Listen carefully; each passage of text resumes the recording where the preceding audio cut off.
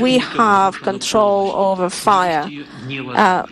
The equipment has been 11 de la mañana, 2 minutos en Colombia, son las 6 de la tarde, las 7 de la noche, 2 minutos en Moscú, en Rusia, en donde está dando una rueda de prensa el presidente Vladimir Putin, en donde dice que está a favor precisamente, Gonzalo, del cese al fuego con Ucrania, ese acuerdo al que llegaron Ucrania y Estados Unidos esta semana. Pero, a ver, Camila, con bastantes disclaimers, o sea, con bastantes puntos que tocar antes de que se pueda firmar un cese al fuego. En este momento, como usted bien dice, está Vladimir Putin al lado de Lukashenko, presidente de Bielorrusia, luego de haber firmado unas órdenes ejecutivas ambos presidentes sobre cooperación entre ambos países.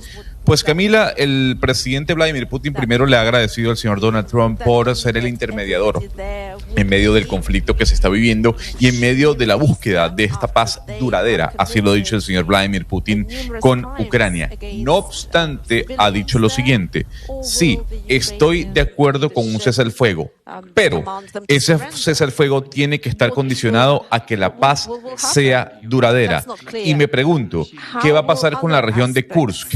Yo quisiera ponerle a los oyentes, Camila, el mapa para que la gente pueda entender de qué está hablando Vladimir Putin cuando hablamos de la región de Kursk. La región de Kursk es una región que limita con Ucrania y es parte de la región que ha tomado o que han tomado las tropas ucranianas de Rusia. Vladimir Putin ha dicho: bueno, ¿qué va a pasar allí en estos 30 días de cese al fuego? ¿Las tropas ucranianas se van a retirar sin ningún problema? ¿Nos van a dar ese territorio? ¿Qué va a pasar con la zona limítrofe entre Rusia y Ucrania? ¿Quién va a decidir y quién va a aceptar que el acuerdo firmado en Minsk en el año 2012 se violó? De alguna u otra forma, el presidente Vladimir Putin está poniendo sobre la mesa algunas preguntas que tiene sobre todo para el presidente Donald Trump. El día de ayer se pudo confirmar, según la agencia AFP, que Vladimir Putin y Donald Trump hablaron por teléfono y que esa llamada se iba a extender al día de mañana. ¿Por qué?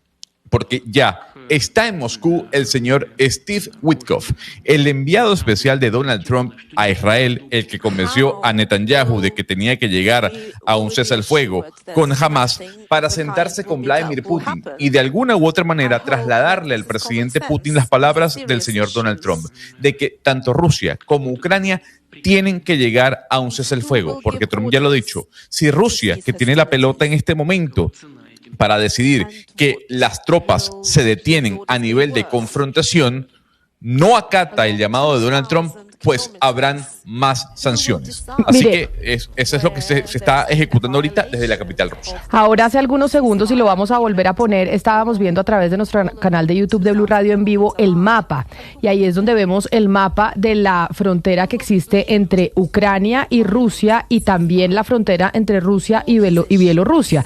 Precisamente esta rueda de prensa que está dando Vladimir Putin la está dando con su amigo Lukashenko, el presidente bielorruso, que es lo que quiere precisamente Putin que suceda con Ucrania, que Ucrania tome un comportamiento similar a Bielorrusia, que pues prácticamente hace lo que el Kremlin quiere.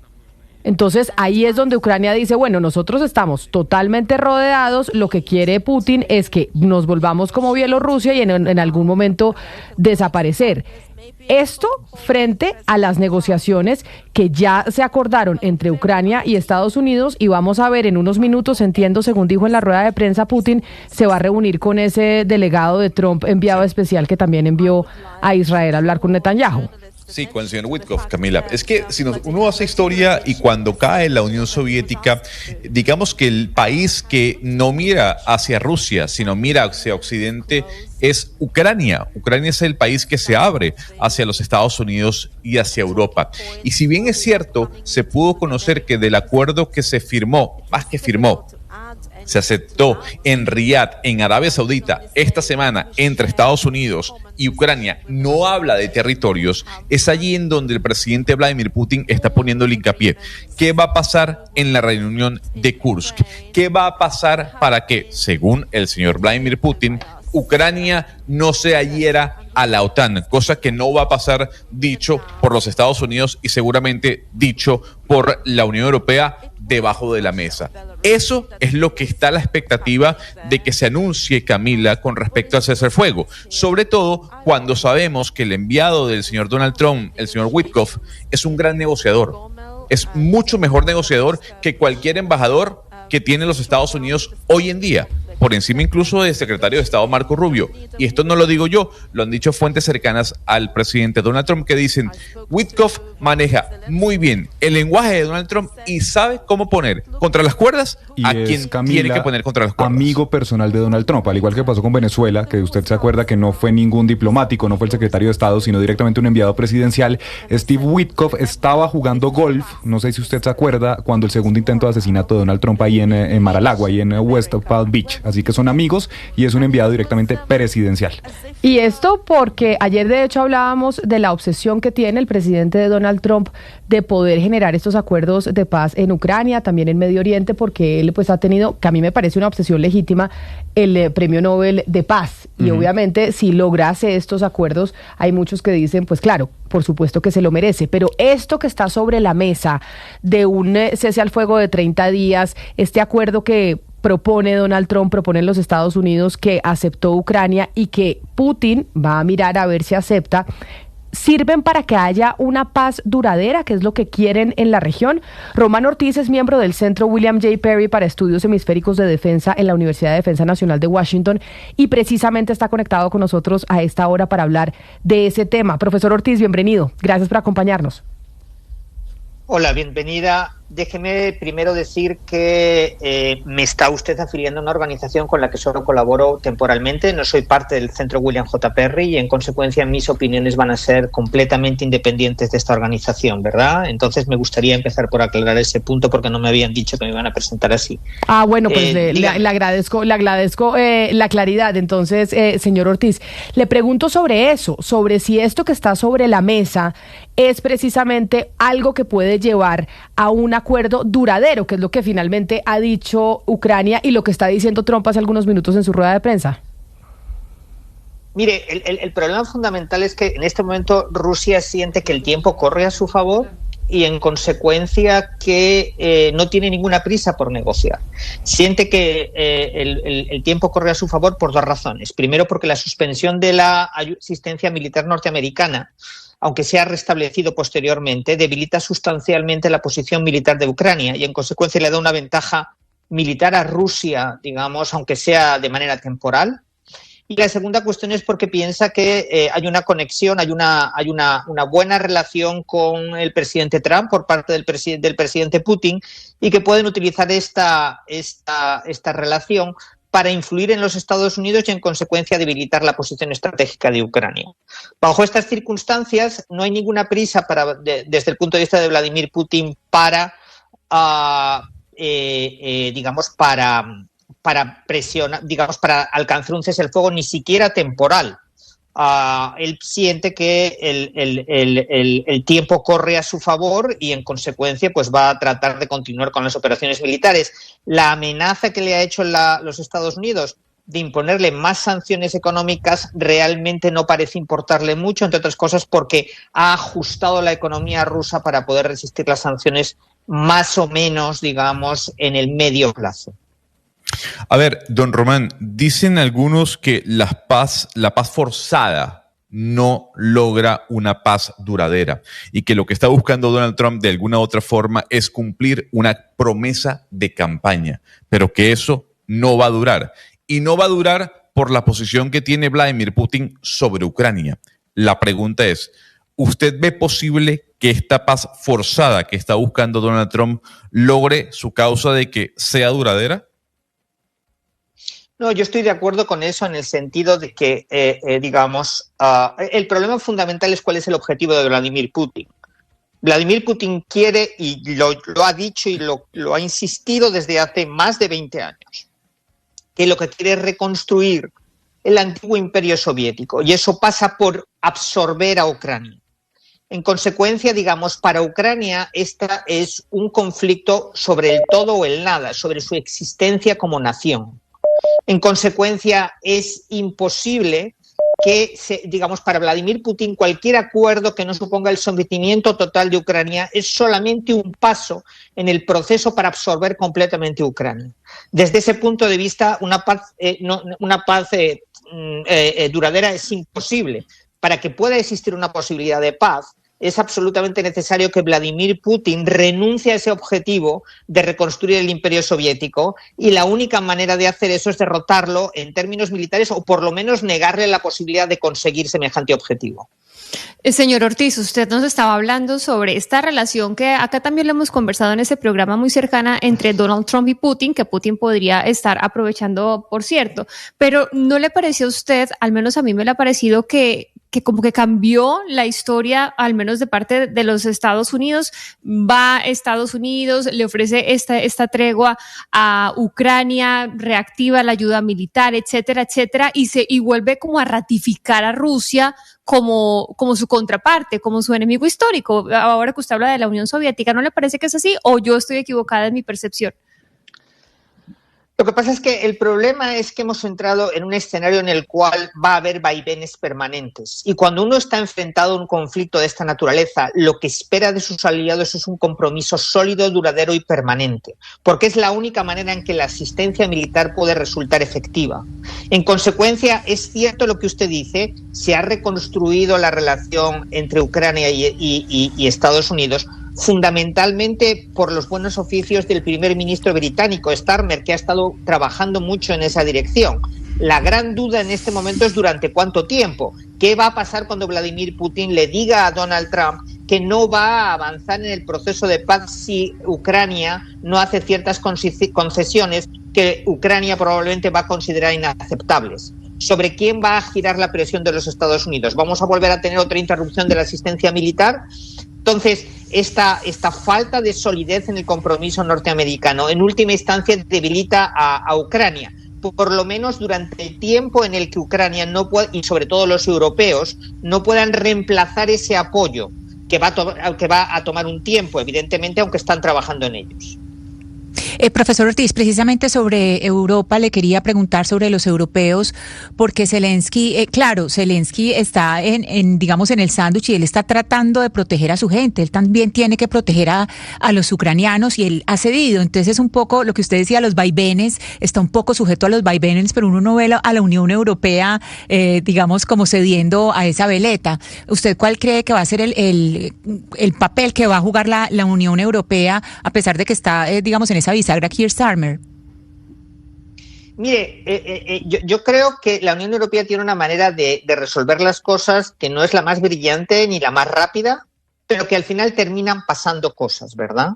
Y yo creo que la Unión Europea está en ese proceso. Hay un montón de discusiones, de reuniones, de discrepancias, pero al final hay cosas que están pasando. Y déjeme que mencione dos. Primero, hay una sintonía clave entre tres actores fundamentales en Europa.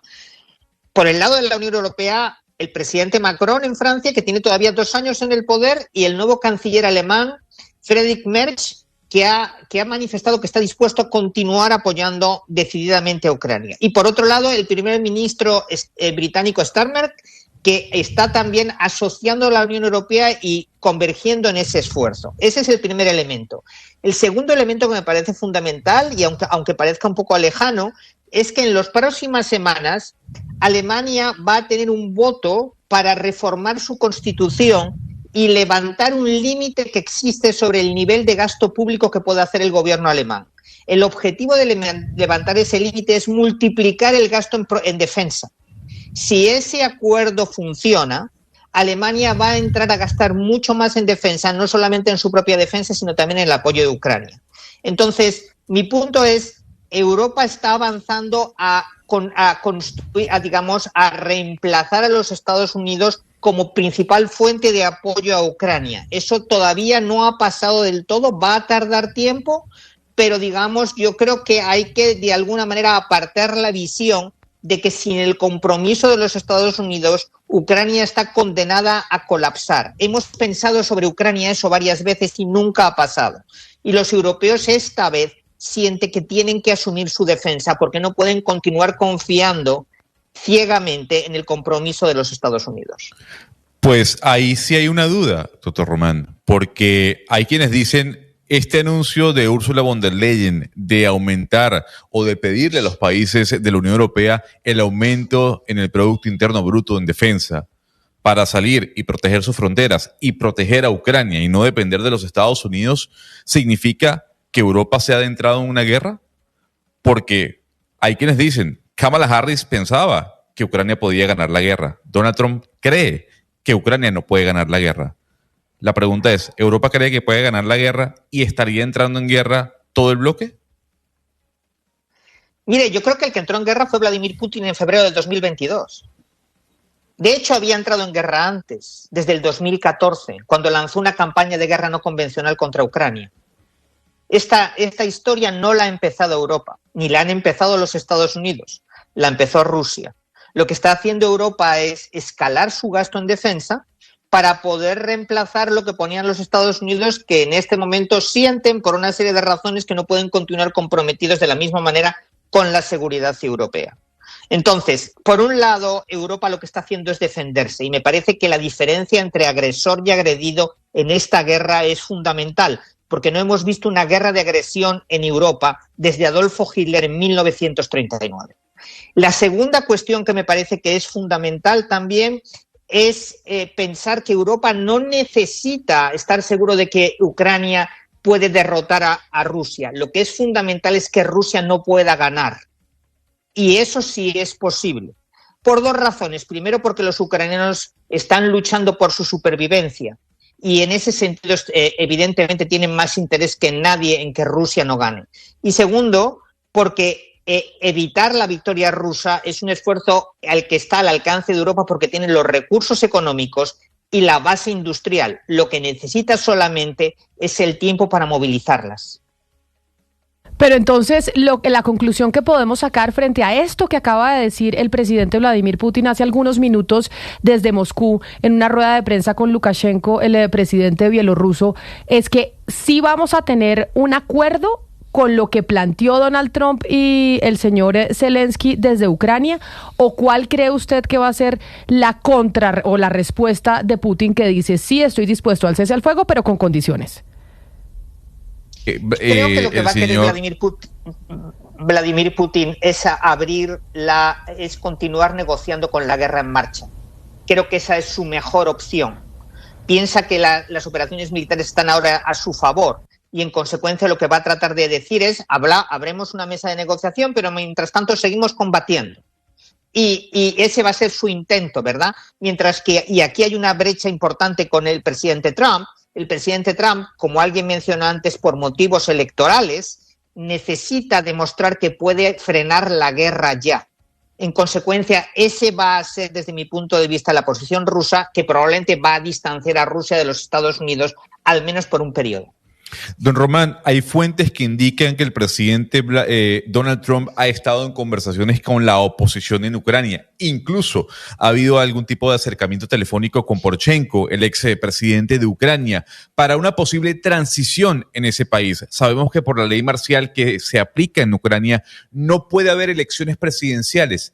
No obstante, ¿usted ve viable que Zelensky se someta a unas elecciones como parte de este proceso de negociación hacia una paz duradera? Bueno, yo creo que eso es lo que quiere Rusia, ¿verdad? Lo que quiere Rusia es crear un escenario electoral en el cual ellos puedan interferir de manera masiva, mover sus fichas dentro de Ucrania y conseguir colocar a un gobierno prorruso al frente de Ucrania para que termine, digamos, la tarea desde dentro del Estado ucraniano. Yo creo que Zelensky tiene toda la razón en decir que este no es momento para unas elecciones y menos bajo las circunstancias en las que está Ucrania. Tanto es así que, aunque sí, usted tiene toda la razón, que los Estados Unidos estuvieron contactando a figuras de la oposición ucraniana, esos contactos llevaron a nada porque esas figuras insistieron en que no era el momento para forzar unas elecciones o para apartar a Zelensky. Y el resultado de que se hayan filtrado esos contactos es que la figura de Zelensky ha ganado popularidad en Ucrania. Se mencionó en algún momento que tenía una popularidad muy baja. Eso no es cierto. La popularidad de Zelensky es más baja ahora que al comienzo de la guerra, casi por motivos, digamos, naturales, pero lo cierto es que sigue siendo el líder ucraniano con un apoyo más mayoritario entre la población ucraniana, con mucha diferencia sobre cualquier otro. Profesor Ortiz, pero ya vimos lo que pasa con Rusia, por ejemplo, lo que pasó con Rumania y la intervención en las elecciones, pues que las decidieron repetirlas. Y en ese sentido le quiero preguntar, cuando usted dice que este panorama electoral es el que quiere Putin, ¿usted cree que ahí incidiría tanto Elon Musk como los otros propietarios de redes sociales precisamente para alterar, mejor dicho, para alterar todo el curso de la discusión y el debate público en torno a las candidaturas?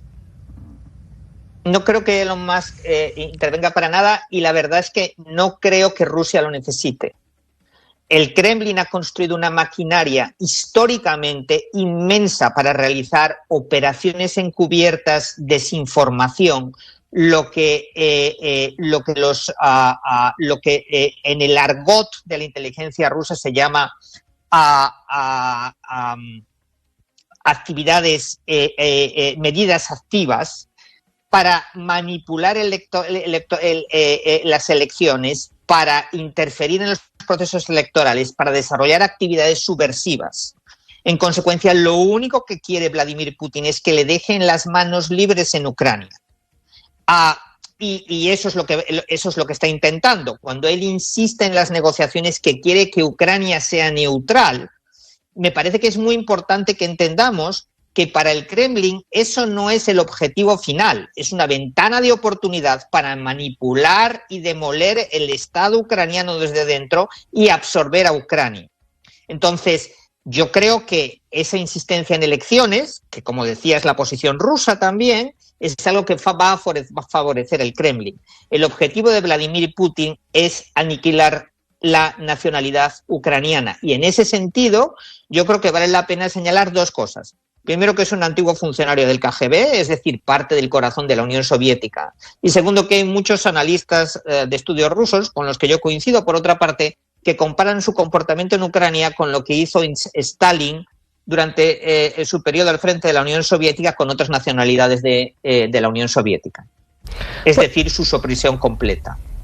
Pues profesor Román Ortiz, analista internacional y uno de los más respetados sobre estos temas bélicos, mil gracias por haber aceptado esta invitación aquí a los micrófonos de Blue Radio. Muchas gracias a ustedes por la invitación. Y es que precisamente esto se está desarrollando ahora, en estos instantes. Veíamos la rueda de prensa de Vladimir Putin desde Moscú, y Lucas, en unos 10 minutos más o menos va a ser la reunión del representante de la OTAN con el presidente Donald Trump. Ya estamos viendo las imágenes a esta hora en la Casa Blanca, en donde son las 12 del día, 25 minutos en Washington, en donde ya está la puerta ahí esperando a que salga el presidente Donald Trump a reunirse con el secretario general de la OTAN, que es esta organización del Tratado del Atlántico Mark Rutte, Camila, sí señora. Entonces tenemos dos reuniones muy importantes en las próximas horas. La primera de ellas en Moscú, como ya les estábamos contando. Se van a reunir a puerta cerrada Vladimir Putin y Steve Witkoff, que es el enviado especial de Donald Trump para Medio Oriente, pero que también ha sido delegado para estas negociaciones con Rusia. Esa reunión, Camila, se debe estar dando en los próximos minutos porque ya es de noche allá en Rusia, y como usted lo dice, a las 11:20, 12:20 del mediodía en Washington, está programada esa reunión que ya está empezando entre el presidente Donald Trump y el secretario general de la OTAN, Mark Rutte. Van a estar reunidos, Camila, y van a tener un almuerzo de trabajo, es lo que van a tener en este momento. Se espera de pronto algunas declaraciones al final, y por supuesto, Camila, en un momento trascendental donde Donald Trump pues ha criticado fuertemente el papel de la OTAN, sobre todo el de Europa, y ha dicho: pilas, Estados Unidos no va a seguir financiando a la OTAN, así que está por verse pues qué conclusiones tienen este encuentro. Importante esta reunión, entre otras cosas, por eso que usted dice, ver cómo va a seguir siendo la participación de Estados Unidos en la OTAN, y sobre todo porque desde Rusia argumenta Vladimir Putin que la razón por la cual se dio esa invasión a Ucrania fue por esa amenaza de presencia de la OTAN cerca o en frontera con Rusia. Claro. Por eso esta reunión con Rutte y Donald Trump es tan importante, aunque cuando eligieron como secretario general de la Organización del Tratado del Atlántico Norte Gonzalo a Mark Rutte, hicimos un perfil sobre el señor Rutte, que fue primer ministro de los Países Bajos del 2010 hasta el 2024, y tiene muy buena fama de gran negociador, ¿no? El señor Rutte tiene fama de ser uno de los mejores negociadores en Europa, y seguramente eso es lo que va a llegar a ser con Donald Trump. Pues además le digo algo, el secretario general lo que busca es Uno, mantener a Trump dentro de la OTAN. La OTAN no le hace nada de gracia que Estados Unidos se salga de la misma, porque recordemos que la mitad del financiamiento o un poco más de esa organización viene de los Estados Unidos. Y número dos, ver cuál va a ser la posición de Estados Unidos frente a la insistencia de Ucrania en el ingreso de la OTAN. Ya Estados Unidos ha dicho, eso no va a pasar, y seguramente algunos países de Europa también han dicho, eso no va a pasar. Lo cierto del caso es que Rutte es muy cercano a Donald Trump, no tan cercano a Zelensky, e incluso cuando hubo ese rifirrafe en la Casa Blanca, Camila, que fue el viernes de la semana antepasada, el señor Mark Rutte le dijo a Zelensky, oiga, usted tiene que respetar lo que está diciendo el presidente Donald Trump, no claudicar, sino respetar, porque aquí lo que se está buscando es una paz. La pregunta que estamos haciendo es, ¿será una paz duradera? Oiga, Gonzalo, nosotros llevamos algunos meses, vamos a decir este año, o digamos noviembre, diciembre, Camilo, usted recuerda, hemos entrevistado a varios personajes sobre este tema y muchos de ellos nos han dicho que el culpable de esta invasión por parte de Rusia había sido Ucrania por sus intenciones de ingresar a la OTAN y por la violación de los acuerdos, que Rusia se tenía que defender, que Putin más o menos no tenía alternativa. Y el señor Román Ortiz vuelve a poner de relieve el contraargumento, ¿no? Que realmente Putin tiene estas ínfulas imperialistas, es una persona que quiere coger esos territorios y que quiere volver un poco a lo que fue la Unión Soviética. Me parece interesante tener también este argumento dentro del programa, porque hacía rato no teníamos un personaje que nos volviera a hablar de la responsabilidad de Rusia en esta invasión de la que hoy seguimos hablando luego de 3 años. Nos vamos a las 11 de la mañana, 29 minutos, a hacer una pausa y ya regresamos aquí